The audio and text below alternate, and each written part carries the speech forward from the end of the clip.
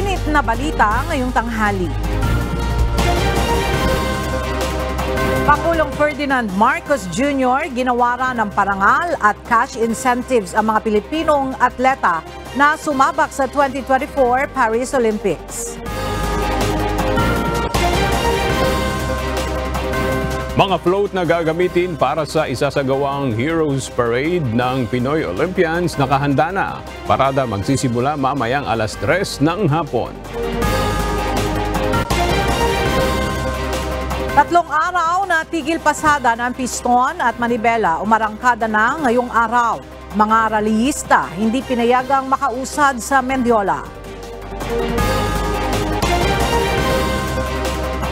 Investigasyon kaugnay sa lumubog na MTKR Terra Nova sa Bataan sinimula na ng Senado. Dismissed Bamban Tarlac Mayor Alice Go at iba pa sinampahan ng kasong tax evasion ng Bureau of Internal Revenue.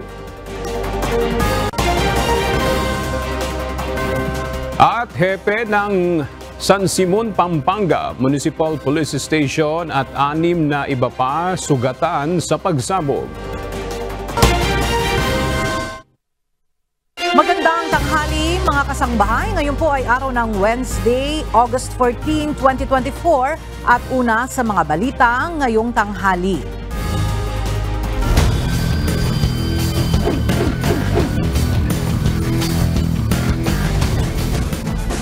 Dumating na sa bansa kagabi ang mga atletang Pinoy na sumabak sa 2024 Paris Olympics. Pinangunahan naman ni Pangulong Ferdinand Marcos Jr. ang paggawad ng parangal sa Filipino Olympians lalo na sa mga humakot ng medalya. Ang detalye sa ulat ni Nel Maribuhok.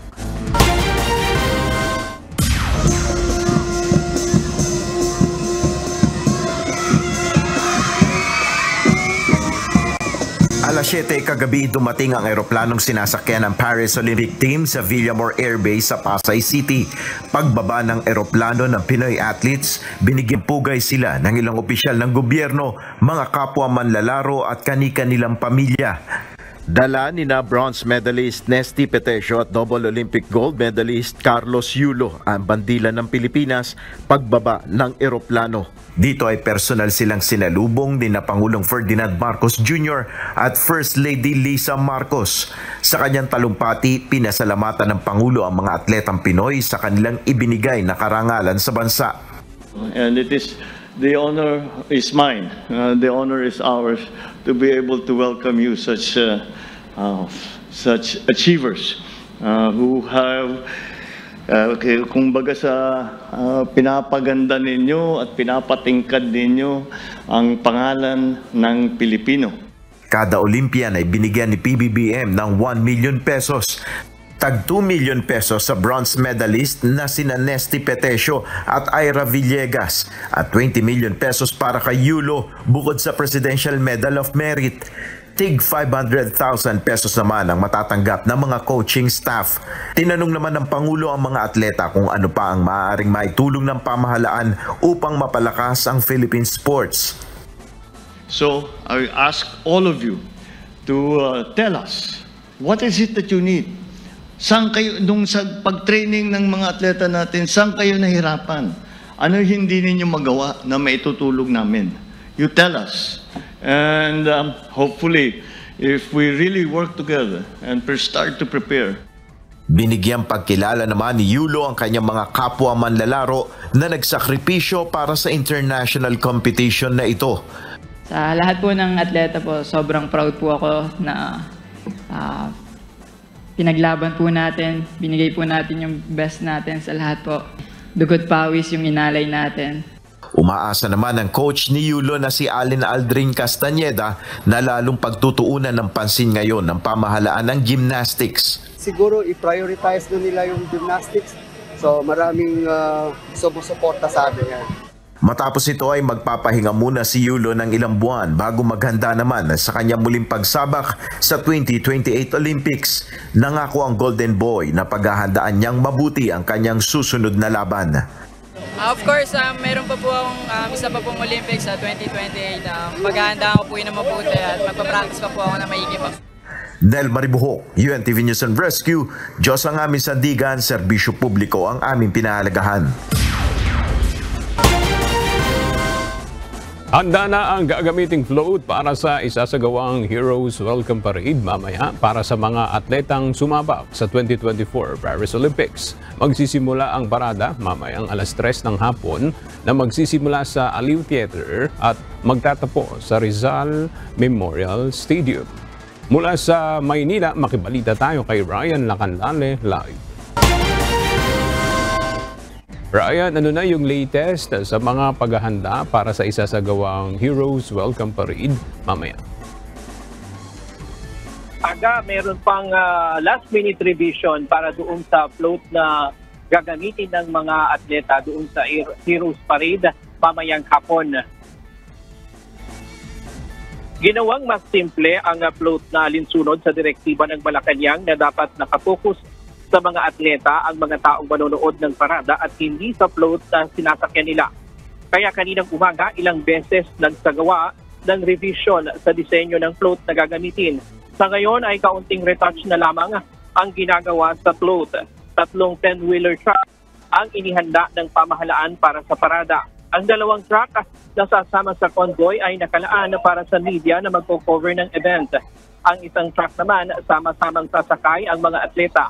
17 atleta lamang ang inaasahang sasama sa parada dahil hindi pa nakakauwi ang 5 iba pa dahil sa mga prior commitments sa ibang bansa. Inaasahang aabot sa 10,000 hanggang 15,000 ang manonood sa parada mamayang hapon. Kanina, sa pag-iikot namin sa mga kalsadang daraanan ay nagkalat ang mga tarpaulin ng 22 atleta na sumabak sa 2024 Paris Olympic. Batay sa programang inilabas ng Metropolitan Manila Development Authority, alas 3 mamayang hapon ay umpisa ang parada o mag-uumpisa ang parada dito sa Aliw Theater. Iikot ito sa ilang pangunahing lansangan sa Metro Manila at magtatapos sa Rizal Memorial Sports Complex. At wala namang inaasahan na mga rerouting sa mga pangunahing kalsada na daraanan nitong parada at magkakaroon lamang ng stop and go aga. Yan muna ang latest mula dito sa Maynila. Balik sa'yo. Aga. Okay, maraming salamat, Ryan Lacanlale. Bago pa ang Heroes Welcome Parade mamayang hapon, nagtungo sa mababang kapulungan ng Kongreso ang Philippine Olympics Delegation Team kung saan bibigyan ng mga ito ng natatanging pagkilala dahil sa karangalang inihatid nila para sa bansa bilang mga kinatawan sa katatapos lamang na 2024 Paris Olympics. Mula sa House of Representatives, alamin natin ang update kay Rosalie Coz live. Rosalie, ano na ang latest sa awarding ceremony dyan sa Kamara para sa ating mga atleta? Ella, nagtungo ngayong umaga dito sa House of Representatives ang delegasyon ng Pilipinas sa Paris 2024 Olympics.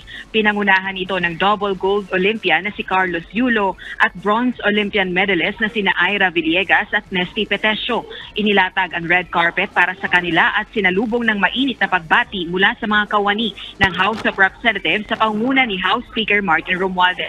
Nagsagawa ng congressional reception para sa Philippine Olympic Delegation ang House of Representatives upang igawad ang congressional medals at i-present ang adopted resolutions na kumikilala sa mga atletang Pilipino. Gayun din yung pinag-ambag-ambaga ng mga kongresista at mga kawani ng Kamara na cash gifts para sa Olympic medalists. Initially, Ella, nakatanggap si Yulo ng 6 million pesos na cash incentives mula dito sa Kamara. Samantalang tig 1 million pesos naman sina bronze medalist Petesio at Villegas. Pero kani-kanina lang dinagdagan yan ng mga kawani at iba pang kongresista dito sa Kamara. So mamaya kukumpirmahin natin kung magkano yung total cash gifts para sa kanila ng House of Representatives.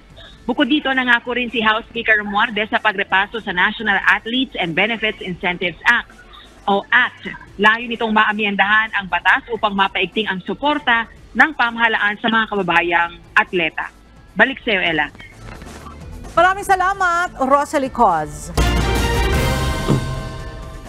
Kasunod ng matagumpay na paglahok ng Pilipinas sa 2024 Paris Olympics, 6 pang atletang Pinoy ang sasamak naman sa Paralympics nag-aganapin mula August 28 hanggang September 8. Kaugnay nito, nanawagan si Senate President Pro Tempore Jingo Estrada para sa pantay ng pagpupugay at pagbibigay ng insentibo sa mga atletang may kapansanan na lumalahok sa mga International Paralympic Games. Nauna nang naghain ng resolusyon ang senador sa Kongreso para talakayin ang magkaibang insentibo para sa mga Olympic at Paralympic athletes. Sa ilalim ng Republic Act No. 10699 o ng National Athletes and Coaches Benefits and Incentives Act, ang bawat Olympic athlete na makakapag-uwi ng ginto ay makatatanggap ng 10 milyong piso, 5 milyon sa makakakuha ng silver at 2 milyong piso naman para sa may bronze medal.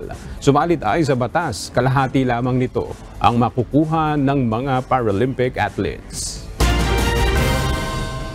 Sa iba pang balita, nagsimula na ngayong araw ang 3 araw na tigil pasada ng grupong Piston at Manibela, kaugnay pa rin sa panawagang suspendihin ang implementasyon ng Public Utility Vehicle Modernization Program.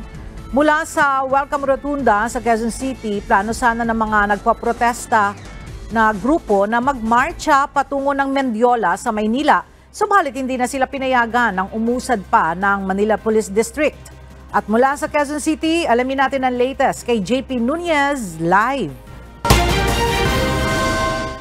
JP, ano na ang update sa isinasagawang tigil pasada ng Piston at Manibela? Ella, ang ginawa ng mga transport group na Manibela at Piston ay dito na lang sila sa Welcome Rotonda nagsagawa ng kanilang programa. Kaninang umaga kasi hindi na sila pinayagang makatuloy ng Manila Police District papuntang Mendiola at dito sa kahabaan ng Espanya ay hinarangan na sila ng mga truck ng bumbero at ng truck ng pulis.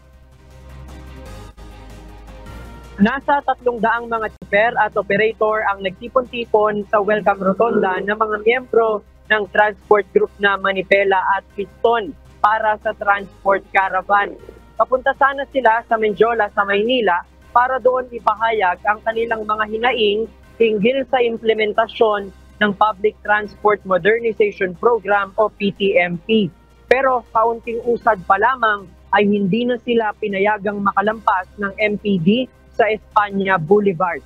Iginiit ng Manibela na hindi raw naging patas ang trato sa kanila dahil ang mga pro-PTMP noong nagsagawa ng Unity Walk ay pinayagang makapagmarcha papuntang Mendiola. Ayon sa MPD, walang permit ang protesta kaya hindi pinayagang makaabante ang mga rallyista. Ang MMDA naman, sinabing may mga sasakyan silang nakaabang upang maghatid ng mga may stranded na pasahero. Pero kaninang umaga, wala naman umanong napaulat na mga ruta ang naparalisa.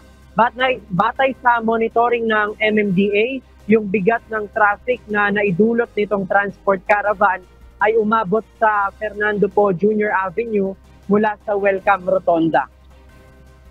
At yung haba ng traffic mula nga dito sa Welcome Rotonda ay nasa 4 to 5 kilometers na batay doon sa monitoring ng MMDA. Ayon sa Piston at Manibela, itong kanilang transport caravan, pagkatapos ng programa dito sa Espanya, ay itutuloy nila sa LTFRB sa Central Office.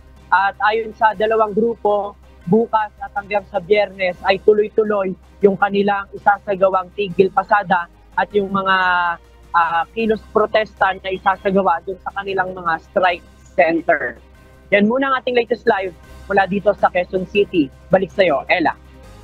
Maraming salamat, JP Nunez. Aarangkada na simula ngayong araw ang pinakabagong ruta ng handog na libreng sakay program ng Office of the Vice President. Ngayong araw, formal nang inilunsad ang ruta ng OBP bus sa ruta ng PITX at Naik, Cavite. Mula sa Parañaque City, makibalita tayo kay Jed Neresina live. Jed, anong araw at oras bibiyahe yung libreng sakay ng OBP dyan sa PITX? Aga itong libreng sakay mula sa PITX hanggang Naik, Cavite ay aarangkada mula Lunes hanggang Sabado, kung saan may dalawa itong shift at ang una nga ay magsisimula ng alas 5 hanggang alas 9 ng umaga at ang susunod naman ay alas 5 na ng hapon hanggang alas 9 ng gabi. Ang OVP libreng sakay na bus ay nakakapagsakay sa isang biyahe nito ng 37 mga pasahero papuntang Naik, Cavite at ganun din pabalik ng PITX. Ang nasabing libreng sakay ng OVP ay matatagpuan sa ground floor gate 6 ng PITX terminal sa Bay 26, 27 at 28. Sa panayam kanina kay Norman Baloro, ang Director for Operations ng Office of the Vice President, sinabi niya na ang mga ruta ng nasabing bus ay base rin sa dami ng mga kababayan nating bumabiyahe papunta at palabas ng Cavite. Isa ito sa mga rekomendasyon na meron kami with the partnership of PTEX and MMDA. Mas nakita natin na mas beneficial ito sa mga mararaming commuters, lalo na po na mas marami po ang mga tao or mga Pilipino natin na nagtatrabaho dito sa Metro Manila. Layon din ng OVP ang makapagbigay ng ligtas at libreng serbisyo sa ating mga kababayang commuter. Rest assured naman din na ang purpose po ng aming OVP libreng sakay ay makatulong sa mga tao, lalo na mga commuters, na halos yung pamasahe nila ay talagang beneficial para sa kanila, na makasave din sila para sa kanilang pamilya. Aga ang libreng sakay bus ng OVP dito sa PITX ay pang-8 bus na, kung saan may 2 bus na sa EDSA Carousel na mula rin dito sa PITX hanggang sa Monumento, at 2 bus na biyaheng Quiapo hanggang Commonwealth at tig-isang bus sa Cebu, Bacolod at Davao. Ang mga nasabing ruta o bus ay para rin nga aga sa mga pasaherong maapektuhan ng 3 araw na transport strike na nagsimula ngayong araw. At nabanggit din kanina aga, bukod doon sa 8 existing na bus o ruta ng libreng sakay nitong OVP, ay pinaplano, tinitingnan ng Office of the Vice President na madagdagan pa ito sa mga susunod na panahon upang mas marami ding mga kababayan nating nagko-commute ang kanilang maabot o matulungan. Ayan munang update dito sa Parañaque City. Balik sa'yo, aga. Alright, maraming salamat, Jed Neresina.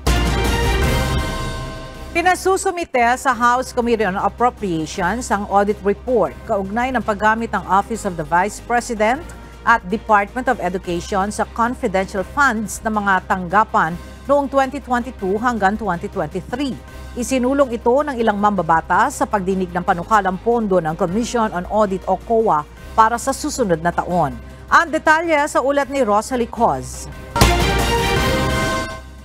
Inihayag ng Commission Audit o COA na mayroon na itong audit actions sa isinumiting liquidation reports ng Office of the Vice President at Department of Education kaugnay ng confidential funds ng mga tanggapan noong taong 2022 at 2023. Naisa na ng isang makabayan block solar na maisa publiko ang findings ng COA. Gayunman, ayon sa COA chairperson na si Gamaliel Cordoba, hindi nila ito maaaring gawin dahil confidential nga ang pinaggagamitan ng pondo. Bunsod nito, naghain na ng mosyon si House Deputy Minority Leader, ACT Teachers Party List Representative Franz Castro upang maipasabina ang findings ng COA. Hindi po pwedeng sabihin dito yung findings, yung report o yung anumang observations ng COA. Ang mga taong bayan po interesado po dito sa mga confidential funds. Okay? At kung paano ito ginamit. Kung ito ba ay sumunod doon sa guidelines, okay, yung joint guidelines. So may I therefore move, Madam Chair, to subpoena duces tecum be issued to COA for these AOMs, or kung meron mang notice of disallowance or suspension issued to the Office of the Vice President and to the Office of the Department of Education. I so move, Madam Chair. 125 million pesos ang natanggap na confidential funds ng OVP noong 2022, bagaman wala ito sa 2022 General Appropriations Act. Samantalang 500 million pesos naman noong taong 2023. Suportado naman ng ilan pang kongresista ang mosyon ni Congresswoman Castro. Mr. Chair, I support the motion of Congresswoman Franz Castro stating and citing the same COA memorandum circular. Madam Chair, I'm sorry, pero ka-defer talaga kasi gusto po namin malaman talaga kung ano ang pinagkagastusan dito.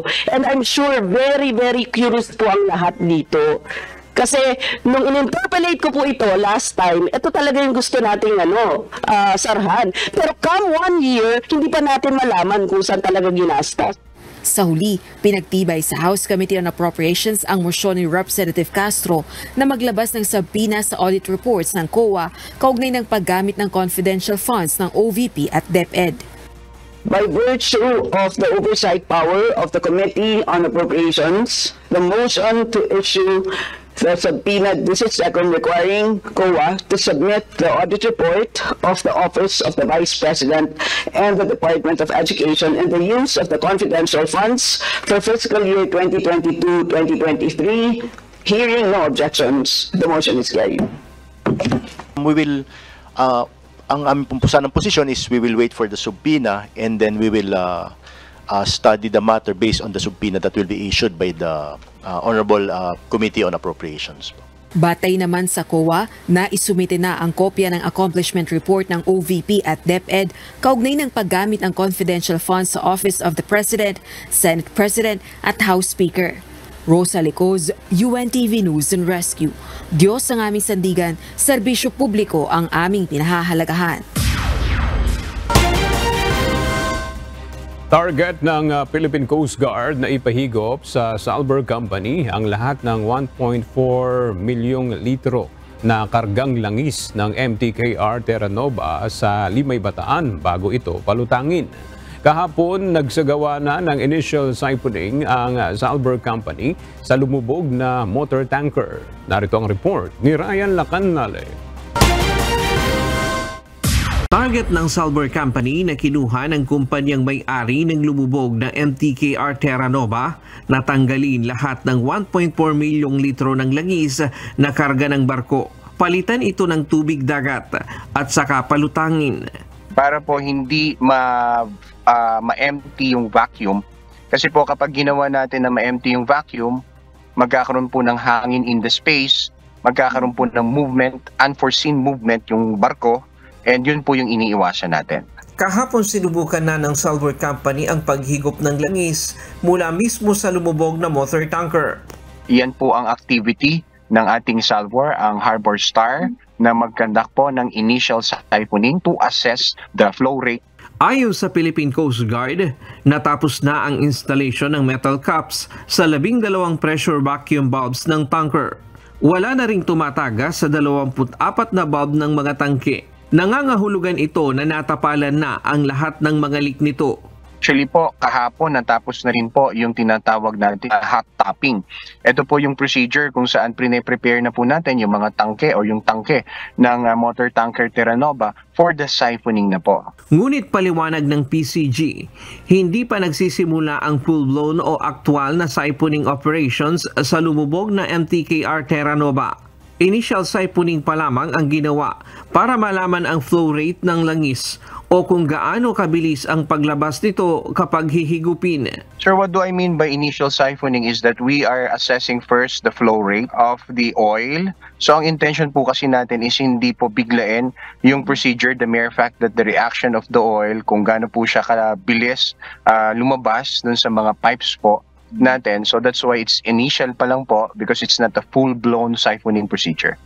Kung magiging maayos ang lagay ng panahon at matagumpay ang ginagawang testing, saka sisimulan ang full-blown siphoning sa motor tanker. Hinihintay na sa ngayon ng PCG ang magiging resulta ng initial siphoning para makalkula ang panahong itatagal ng proseso. Again, this is to provide us the rate of oil flow and then ma-estimate po natin from there, makapag-submit po sa atin ang Harbor Star ng kanilang specific timeline kung kailan po natin matatapos yung procedure. Ryan Lacanale, UNTV News and Rescue.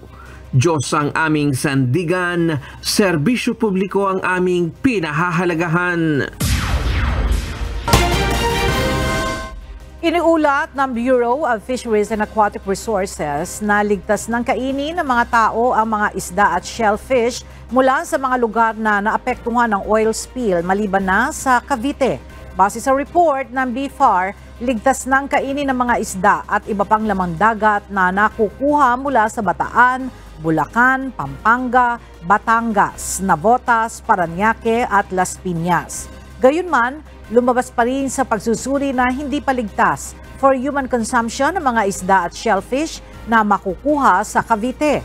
Mula pa nang mapabalita ang oil spill sa Limay, Bataan, agad nang nagsagawa ng on-ground monitoring at assessment ang BFAR sa mga baybaying sakop ng Manila Bay. Sinimula na ngayong araw ng Senado ang investigasyon hinggil sa nangyaring oil spill sa Bataan mula sa lumubog na MTKR Terra Nova na umabot pa sa ilang mga lugar gaya ng Cavite. Inaasahang haharap sa pagdinig ngayong araw ang ilang mga opisyal mula sa mga lokal na pamahalaan na apektado ng oil spill. Mula sa Senado, makibalita tayo kay Asher Cadapan Jr. live. Asher, magkano na ba ang tinatayang halaga ng pinsala ng oil spill mula sa MTKR Terra Nova? Aga na sa 1 bilyong piso na ang tinatayang halaga ng nawawala sa kabuhayan pa lang yan ng mga apektadong komunidad bunsod ng oil spill mula sa lumubog na motor tanker o MT Terra Nova sa Limay, Bataan. Batay ito sa impormasyon na inilabas ng Senado kaugnay sa pagsasagawa ng public hearing ng Committee on Environment, Natural Resources and Climate Change. Sa pagbubukas ng pagdinig, sinabi ni Committee Chair Senator Cynthia Villar na layon din itong panagutin ang may kapabayaan sa insidente. Bukod sa MT Terra Nova, kasalukuyan ding pinag-uusapan ng epekto ng oil spill mula naman sa iba pang mga kamakailang nangyaring maritime incidents.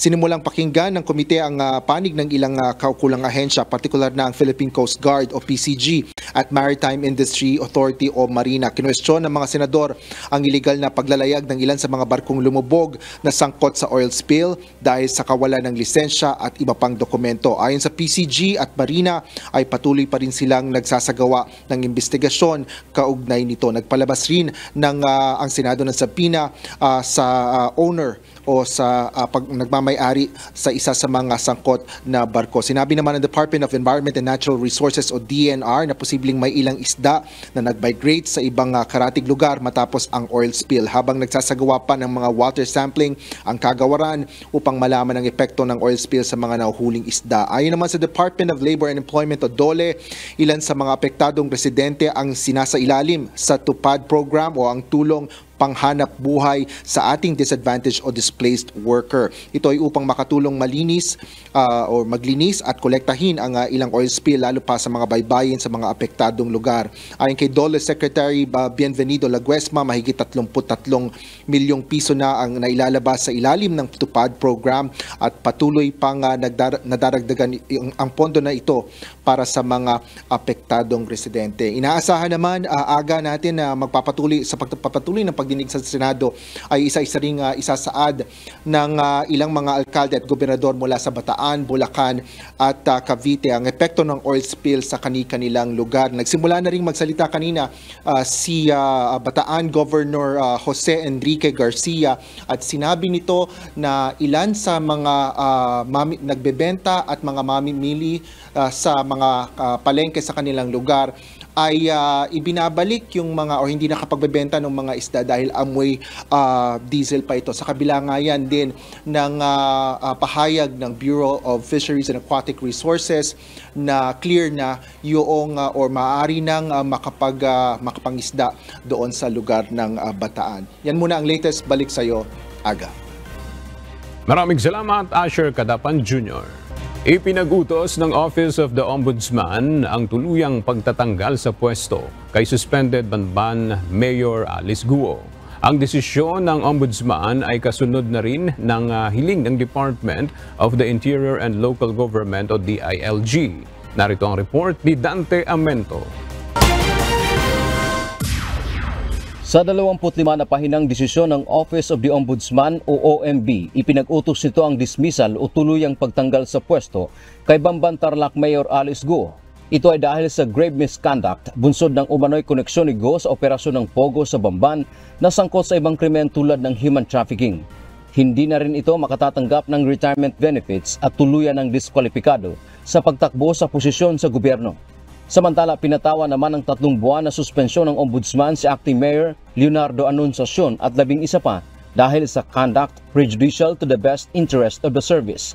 Ang desisyon ng OMB ay nag-ugat sa inihaing petisyon ng Department of the Interior and Local Government o DILG. Samantala, ayon naman kay Solicitor General Minardo Guevara, hindi pa naman mawawalang bisa ang kanilang co-warrant petition dahil maaari pang iapila ni Go ang kautusan ng Ombudsman. At kung naging tagumpay sila sa inihaing co-warranto, ang maging epekto nito ay hindi na makatatakbo si Go sa gobyerno. Si Commission on Elections o COMELEC Chairman George Erwin Garcia naman ay sinabing walang epekto ang kautusan sa kanilang inihaing reklamong kriminal kay Go. Magpapatuloy ang proseso ng kanilang kaso. Sinisikap na hinga ng reaksyon ng UNTV News ang kampo ni Go sa isyo, subalit wala pa silang tugon. Dante Amento, UNTV News and Rescue. Diyos ang aming sandigan, serbisyo publiko ang aming pinahahalagahan. Ipatutupad na kaagad ng Commission on Elections o COMELEC ang perpetual disqualification kay Alice Go matapos itong patawan ng dismissal from the service ng Office of the Ombudsman. Ito ay kung sakaling hindi makakakuha ng Temporary Restraining Order o TRO si Go mula sa Court of Appeals. Kakanselahan din ng COMELEC ang Certificate of Candidacy o COC nito kapag tumakbo itong muli sa 2025 elections. Ang perpetual disqualification ay isang accessory penalty o kaakibat na parusa sa isang halal na opisyal na napatalsik sa pwesto. Ibig sabihin nito ay diskwalipikado na silang tumakbo sa alinmang posisyon sa gobyerno. Sinampahan ng reklamong tax evasion ng Bureau of Internal Revenue si dismissed Bamban Tarlac Mayor Alice Go sa Department of Justice ngayong araw. Kasama rin sa inireklamo ng BIR ang Corporate Secretary ng Baofu Incorporated. Mula sa Maynila, ang detalye hatid ni Dante Amento live. Dante, saan nag-ugat itong reklamo na ito laban kay Go? Magandang tanghali aga itong inihain na reklamo ng Bureau of Internal Revenue o BIR dito sa Department of Justice ngayong umaga ay nag-ugat ito sa hindi umanong paghahain o pagbabayad ng capital gains tax at documentary stamp tax ni Mayor Go. Ito ay matapos umanong ibenta niya yung kanyang shares sa Baofu Land Development Incorporated sa isang negosyanteng si Jack Uy. 500,000 pesos tax evasion complaint ang inihain kanina ng BIR dito sa DOJ. Kasama rin aga sa inireklamo si ayong bumili nga ng stocks o share na si Jack Uy at Rachel Joanne Malonzo Carion bilang corporate secretary ng Baofu Inc. Dahil bigo umano itong i-report ang hindi pagbabayad at hindi paghahain ng capital gains tax at documentary stamp tax return sa BIR ng dismissed na alkalde. Ay may kinalaman doon sa Baofu na corporation dahil kasi nakita natin na sinabi niya na binenta daw niya ang shares niya dito sa korporasyon na ito at nakita natin din na hindi bayad ang buwis patungkol dito sa pagta-transfer ng shares niya na to. Kaya malinaw na may kasong tax evasion. Ayon kay BIR Commissioner Romeo Lumagi Jr., patuloy pa silang nagsasagawa ng audit sa buong operasyon ng negosyo ni Go. Kaugnay na rin ito sa nabunyag na iligal na aktibidad umano nito sa pagdinig sa Senado. Posibleng maghahain pa anya sila ng ibang reklamo kay Go. Ginawa ng BIR ang investigasyon sa isyo matapos anya ang Pogo raid sa Bamban. Samantala, aga sa reaksyon ng abogado ni dismissed Mayor Go na si Attorney Stephen David dito nga sa paghahain ngayon ng BIR ng complaint dito sa DOJ dahil wala pa naman silang natanggap na sapina hinggil dito ay kumbaga hihintayin nila at sasagutin naman nila sa tamang panahon yung reklamo kapag sila ay nabigyan na ng sapina. At sa kabilang issue naman aga nagbigay din ng reaksyon si Attorney David dito naman ngayon sa dismissal ni Go dyan sa Ombudsman. Ang sinabi ni David ay ikinalulungkot nila yung naging desisyon ng Ombudsman dahil hindi umano nila na-appreciate, kumbaga hindi nila Kumbaga yung hatol nila ay hindi batay doon sa ebidensya na kanilang isinumite sa Office of the Ombudsman at magkagayon pa man ay maghahain daw sila ng apela sa Court of Appeals. Yan man nating update mula dito sa Maynila. Balik sa iyo, Aga. Maraming salamat, Dante Amento.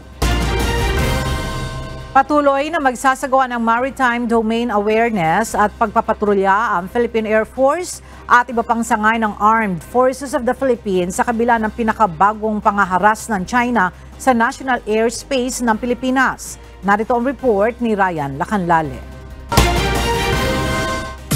Tiniyak ng Armed Forces of the Philippines na handa ang puwersa ng Pilipinas na idepensa ang West Philippine Sea kahit pa umabot na sa himpapawid ang pambubuli ng China. Kasunod ito ng nangyaring pagpapakawala ng flares ng multi-role jet fighter ng China sa ruta ng Philippine aircraft NC-212I na nagpapatrolya sa Bajo de Masinloc noong August 8. These are part of the challenges your airmen, your pilots face in the increasing complexity of the international arena. Whether on sea or on air, the AFP will not be deterred from performing its mandate. Ayon kay Rear Admiral Roy Vincent Trinidad, tagapagsalita ng Philippine Navy for the West Philippine Sea, walang ginawang iligal ang Philippine Air Force kaya mali ang naging aksyon ng Chinese counterpart nito. All of our actions historically have been in pursuit of the mandate of the AFP and of our national interest. Those flares simply flared up the sense of patriotism in every member of the Armed Force of the Philippines. We will not be deterred from continuing to perform our mandate of securing the integrity of the national territory. Dati na umanong nagpapakawala ng flares ang base ng China sa West Philippine Sea laban sa Philippine Air Force. Pero ito umano ang unang pagkakataon na mismong Chinese aircraft ang naghulog sa ruta ng Philippine Air Force plane. But there have been previous instances wherein the Philippine Air Force flights over the West Philippine Sea have experienced flares coming from the bases of the PLA in the West Philippine Sea. Wala namang aircraft carrier na na-monitor ang Armed Forces of the Philippines nang mangyari ang insidente ng pagpapakawala ng flares ng Chinese fighter jets. Ayon kay Rear Admiral Roy Vincent Trinidad, posibleng multi-role fighter jets ang pinalipad ng China Air Force na posibleng land base. There was no report of any aircraft carrier in the vicinity that would have been the base for launching such an aircraft. So it's possible that it is safe to say these were land-based. Ayon sa AFP, kasama ang multi-role fighter jets sa mga assets na ipinabili nila sa ilalim ng modernization program. Ngunit nakadepende pa rin ito sa kung ano ang uunahin ng pamahalaan para sa national defense. Yes, the Philippine Air Force has submitted their list of capability development projects. We leave it up to the Department of National Defense on what particular project to pursue or to prioritize. Ryan Lacanlale, UNTV News and Rescue. Diyos ang aming sandigan, serbisyo publiko ang aming pinahahalagahan.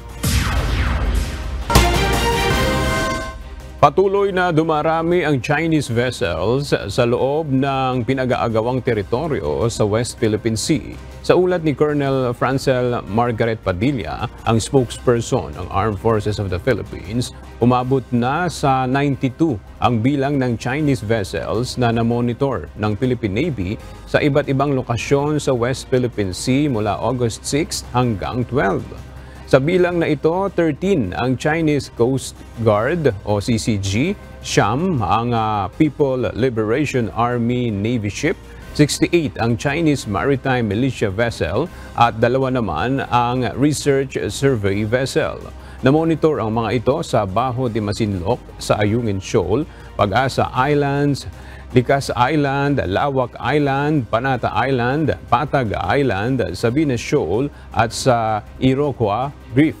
Tiniyak naman ng Philippine Navy na patuloy silang nakabantay sa anumang aktibidad na balak gawin ng mga barkong ito mula sa China. Muling sinabi ni dating Pangulong Rodrigo Duterte na hindi niya kinikilala ang kapangyarihan ng International Criminal Court sa Pilipinas. Kaugnay ito ng ginagawang investigasyon ng ICC sa umunoy extrajudicial killings sa pagpapatupad ng war on drugs ng nakaraang administrasyon.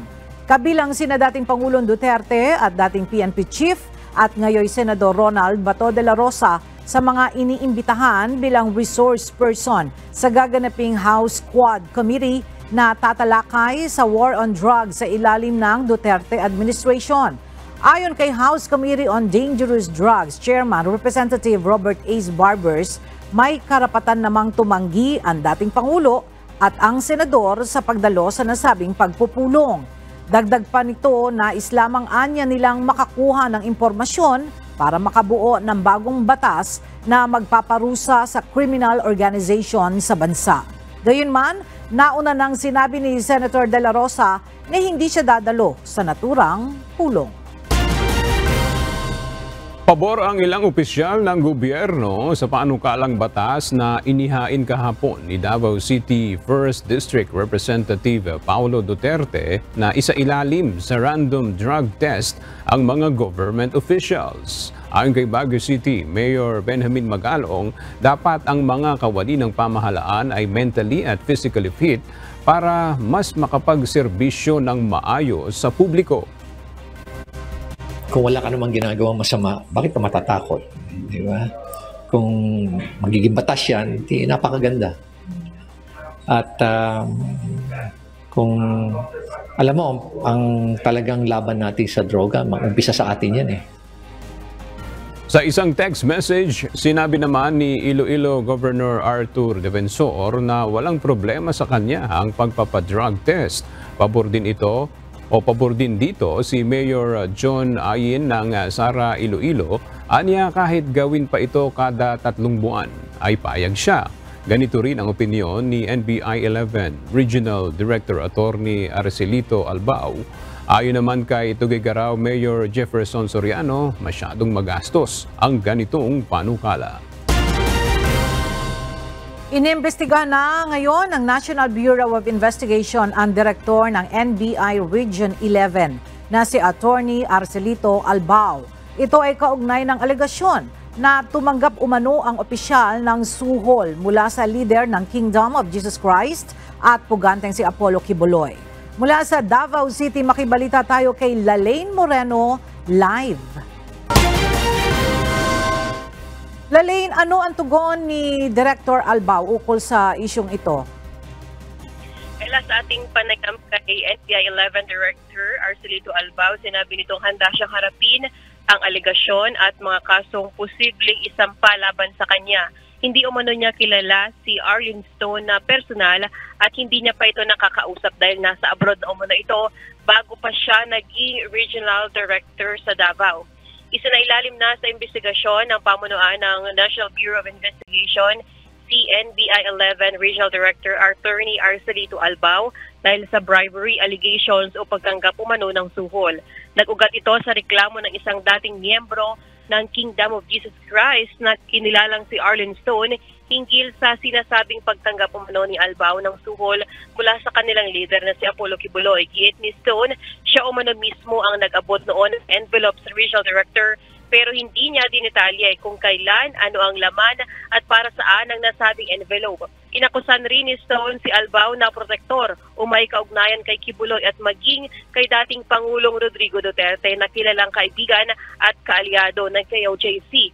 Scripted din umano ang isinagawang inspeksyon ng NBI sa loob ng KOJC compound noong August 9.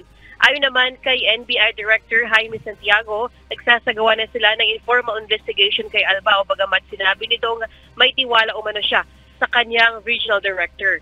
Si Albao ay itinalaga ni President Ferdinand Marcos Jr. sa Davao Region noong October 13, 2022. And manating balita mula rito sa Davao, balik sa iyo, Ella. Maraming salamat, Lalaine Moreno. Sugatan ang hepe ng San Simon Municipal Station at 6 na iba pa sa pagsabog sa loob ng police station na nangyari kahapon ng hapon. Sa 7 nasugatan, 4 pa ang nananatili sa pagamutan. Ang detalye alamin natin kay Lea Ilagan live. Lea, tukoy na ba ng mga otoridad kung ano yung sanhi ng naging pagsabog. Magandang tanghali sa iyo, Aga. Ang substandard na butane na ginagamit habang nagsasangjupsal para sa hapunan ang naging sanhi ng pagsabog. Ayon kay Pampanga Provincial Police Office Director, Police Colonel J.D. Maandal, 7 ang nasugatan kabilang ang Chief of Police, asawa nito at kamag-anak, 2 PNP personnel at 2 non-uniform personnel. Sinasabing anniversary ni COP at ng misis nito, kaya't naghanda ng sangjupsal para sa pahapunan kahapon. Nagtamo ng first-degree burn ang 7 biktima na karamihang nagkaroon ng sugat sa kamay. Nakalabas na sa ospital ang 3 sa mga ito, subalit si COP, ang misis nito, kamag-anak at 2 non-uniform personnel ay nagtamo ng sugat sa mukha kaya't nananatili pa sa paggamutan. Wala namang naging pinsala sa loob ng San Simon Municipal Police Station sa Pampanga. Nagpaalala naman si Colonel De Maandal sa lahat ng tauhan nito sa Pampanga na mag-ingat sa paggamit ng katulad na lutuan upang maiwasan ang insidente. Ipinag-utos din ito sa lahat ng Chief of Police sa Pampanga na makipag-ugnayan sa Department of Trade and Industry o DTI para sa inspeksyon ng mga tindahan ng butane sa kanilang lugar. Aga? Maraming salamat, Lea Ilagan.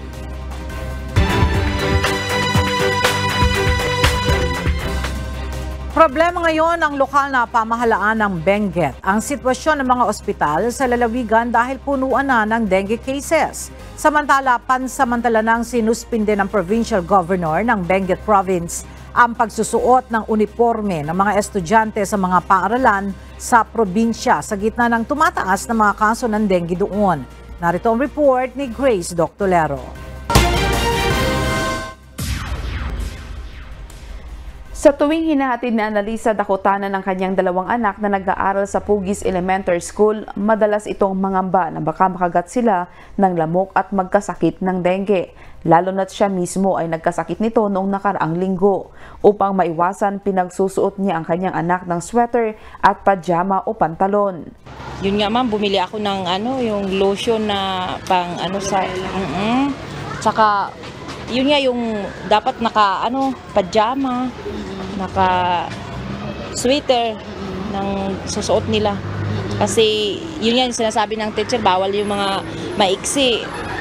Yung kailangan talaga laging naka-sweater kasi nga maano dito sa atin sa Trinidad yung dengue daw. Kaya natatakot din ako. Kaya yun na lang lagi namin pinapasuot. Kumbaga hanggang maaari mayroon mahaba ang suot lagi. Pinaniniwalaan na tumaas ang dengue sa probinsya dahil sa pagdami ng lugar na pinangingitlugan o breeding sites ng lamok na nagdadala ng sakit dahil sa pagsisimula ng tag-ulan. Dahil dito, nagpalabas ng advisory si Benguet Governor Melchor Diclas na pansamantalang sinuspindi ang pagsusuot ng uniforme sa mga paaralan sa gitna ng pagtaas ng kaso ng dengue sa lalawigan. Marami tayong probinsya na hindi lang sa Benguet. So, marami kasi yung namatay. 5 yung namatay na sa cases natin. So, nag-adlocate kami ng advisory na yung mga bata, yung papasok sa school, kasi marami pa yung mas lalo na sa mga mainit na barangay. Usually, sinasabi namin na magsuot ng mga mahahaba na long pants, saka long sleeves. Payo ng gobernador sa mga estudyante at magulang ang paggamit ng mahabang manggas at pantalon kapag pupunta at papasok sa mga paaralan upang maiwasang makagat ng lamok na magdudulot ng dengue. Mahigpit namang inatasan ang mga paaralan na magsagawa ng regular na paglilinis sa loob at labas ng lugar upang maalis ang mosquito breeding sites. So yung mga district hospitals natin, mas lalo na dito sa mga lower stream, yung mga mainit na areas, punong-puno talaga sila. Nag-increase yung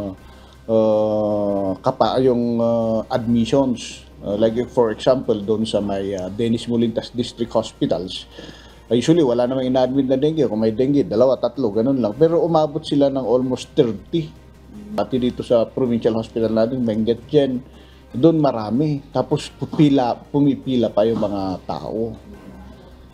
May private hospital din tayo, punong-puno din, dengue din lahat. Nakapagtalang Provincial Health Office ng 3,125 dengue cases na may 5 dengue-related deaths sa probinsya mula January 21 hanggang July 27, 2024. Ito ay 244% na pagtaas ng dengue cases kumpara sa naitala noong 2023. Nabanggit din ng PHO na ang pinakaapektadong pangkat ng edad ay mula sa mga batang 5 taong gulang hanggang 20 taong gulang. Muling mahigpit na nagbabala ang kagawaran sa lahat ng mamamayan na mag-ingat sa kagat ng lamok at sumunod sa 4S strategy o ang suyurin at sirain ang pinamumugaran ng lamok. Sarili ay protektahan laban sa lamok. Sumangguni agad kapag nakaramdam ng sintomas at sumuporta sa fogging at spraying kapag may banta ng outbreak. Grace Doctolero, UNTV News and Rescue. Diyos ang aming sandigan, serbisyo publiko ang aming pinahahalagahan. Bantay sarado ngayon ng mga tauhan ng Provincial Veterinary Office at ng mga pulis ang mga entrance at exit points sa lalawigan ng Batangas kung saan ipinatutupad ang mahigpit na pag-iinspeksyon sa mga pumapasok at lumalabas na baboy sa probinsya. Layo ng hakbang na masugpo ang pagkalat ng African Swine Fever o ASF sa lalawigan na ngayon ay nasa ilalim ng state of calamity. Mula sa Santo Tomas, Batangas, humingi tayo ng update kay Aris Silvestre live.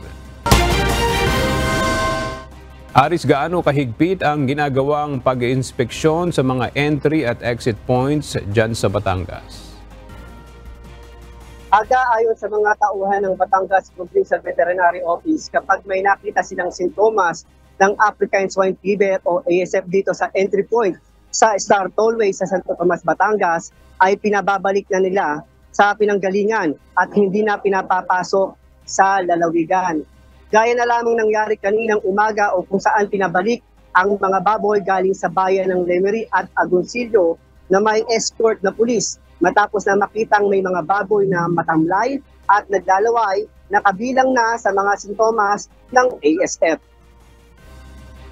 Maaga pa lang kanina nakapwesto na ang mga tauhan ng Bureau of Animals Industry, Batangas, Provincial Veterinary Office at Philippine National Police o PNP sa Star Tollway dito sa Santo Tomas, Batangas.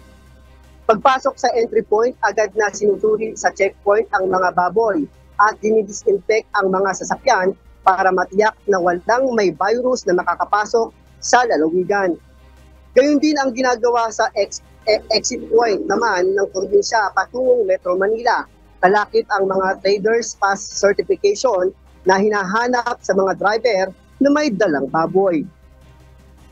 Ayon kay Wailon Pimentel ng Batangas Provincial Veterinary Office, nananatiling 8 bayan na apektado ng ASF sa lalawigan na kinabibilangan ng bayan ng Lubo, Palatagan, Lian, Rosario, Talisay, Lipa, Tubi at San Juan. Samantala, naka-totally lockdown payagan na baboy na makalalabas dito sa bayan. Umabot na sa 12,000 baboy ang namatay sa nasabing bayan. Sa kasalukuyan, patuloy pa rin ang isinasagawang inspeksyon ng DA at BAI para maiwasan ang pagdating ng mga baboy na may ASF sa mga pamilihan. Bukod sa Santo Tomas, mayroon ding kaparehong isinasagawang inspeksyon sa Laguna at Cavite. At yan mula ang ating latest live. Balik sa iyo, Aga. Maraming salamat, Aris Silvestre.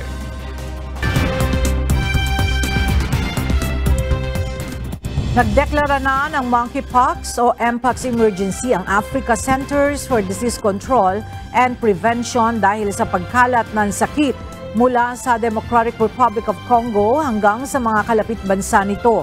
Noong nakalipas na linggo nang magbanta ang top public health body ng Africa sa nakababahala ng bilis na pagkalat ng viral infection.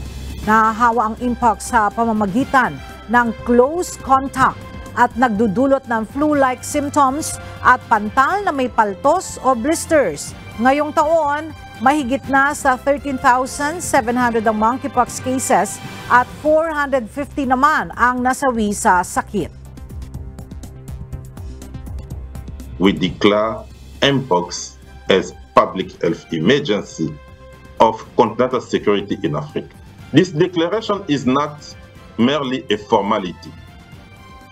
It's a clarion call to action. It's a recognition that we can no longer afford to be reactive. We must be proactive and aggressive in our effort to contain and eliminate this threat. Nasawi ang isang lalaki bunsod ng heat exposure sa Death Valley National Park sa Eastern California, USA. Pangalawa na itong naitala sa lugar na kilala sa extreme temperatures ngayong summer. Batay sa post-mortem examination, namatay ang 57-year-old na si Peter Hayes Rubino dahil sa hyperthermia, isang heat illness bunsod ng abnormal na taas ng body temperature. Nangyari ito matapos itong maglakad sa isang Death Valley Trail kung saan naitala ang 48 degrees Celsius na temperatura ngayong buwan. Ipinagbawal na sa Melbourne, Australia ang rental electronic scooters dahil sa hindi katanggap-tanggap na safety risk. Ginawa ng City Council ang hakbang pagkatapos ng 2-year trial sa hired e-scooters. Mula noon, nakapagtala ang mga otoridad ng ilang daang aksidente at reklamo mula sa publiko kaugnay nito. Ayon sa alkalde ng lungsod, ipinagbawal ito dahil sa hindi magandang pag-uugali ng ilang scooter users. At sa ating pong iiwang mga salita ng Diyos na ating sandigan mula sa Aklat ng Kawikaan, Kapitulo 3, versikulo 33 na nagsasabi, ang sumpa ng Panginoon ay nasa bahay ng masama, ngunit pinagpapala niya ang tahanan ng matuwid.